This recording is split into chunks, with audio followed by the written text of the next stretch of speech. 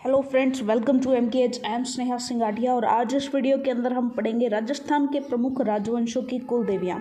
यानी कि जो भी हमारे प्रमुख राजवंश है, चाहे हम राठौड़ राजवंश की बात करें, गुर्जर प्रतिहार की बात करें, या मान लीजिए यादव वंश की, कछवाहा वंश की, सिसोदिया वंश की, या किसी भी वंश की हम बात करें, तो उनकी जो राजवंशों की जो कुल देवियाँ हैं उनकी आज हम बात करेंगे, जो भी मतलब इम्पॉर्टेंट है हमारे लिए।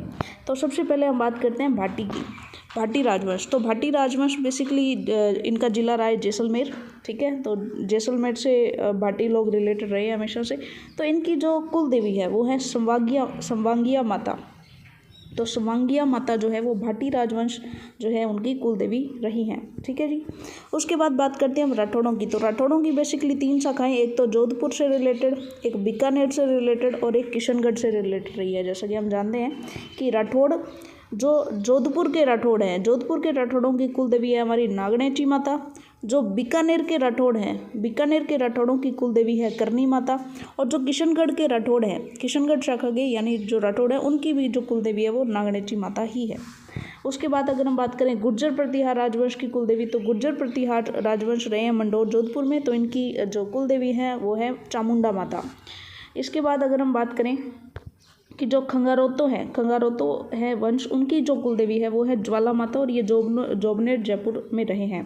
यादव वंश की अगर हम बात करें तो यादव यानी जो यादव राजवंश है, इनकी जो कुल देवी है वो केला देवी हैं। और हम जानते हैं कि केला देवी करौली से रिलेटेड है, यानी यादव भी करौली से रिलेटेड है। ठीक है जी।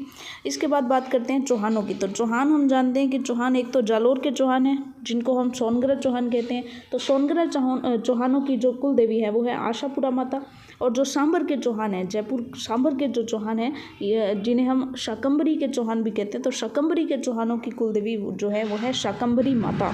तो ये चीज़ हमें पता चली कि चौहानों में जालोर के चौहानों की माता है आशापुरा माता, यानी सोनगढ़ चौहानों की माता है आशापुरा माता, और शाकंभरी के चौहानों की कुल देवी जो है वो है शाकंभरी माता। अगर हम बात करें सिसोदिया राजवंश की, सिसोदिया राजवंश उदयपुर से रिलेटेड रहा है। तो यहाँ पर जो है सिसोदिया राजवंश की जो कुल माता है, कुल देवी जो है वो है बाण माता। अगर हम जाट राजवंश देखें तो ये भरतपुर इस साइड के रहे हैं। तो इनकी जो जाट राजवंश की कुल देवी है ये है राजेश्वरी माता। और अगर हम कछवाहा जो कि जयपुर आमेर से रिलेटेड रहे हैं, कछवाहा राजवंश, तो कछवाहा राजवंश की कुल देवी जो है वो हम जानते हैं कि जमवाय माता है।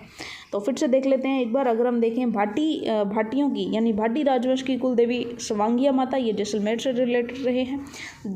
जो राठौड़ हैं, राठौड़ों में जोधपुर के राठौड़ों की कुल देवी है नागणेची माता, बीकानेर के राठौड़ों की कुल देवी है करनी माता, और गुर्जर प्रतिहार राजवंश की जो कुल देवी है वो है चामुंडा माता। खंगारोतों की कुल देवी है ज्वाला माता।